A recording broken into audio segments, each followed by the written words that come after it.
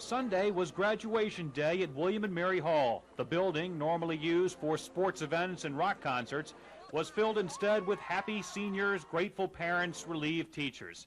24 hours later, you would never have known the ceremony had taken place. Workmen had removed all the chairs and begun laying hundreds of yards of gold carpet.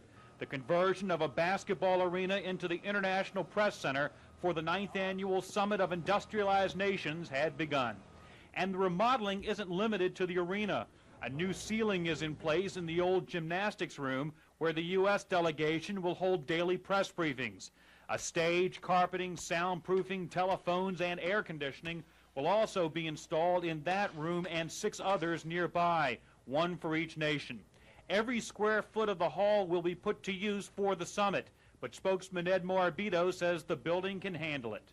It's a good facility, we're happy with it, and it suits our needs perfectly, and we think we're going to provide the press a good working place to file the reports. Besides being a press center, William and Mary Hall will have a role in the summit itself. On Monday, the final day, President Reagan and the other heads of state will come here, mount a stage that will be built right back there, and deliver what's called their final communique. In other words, tell the world what they talked about over the prior 48 hours.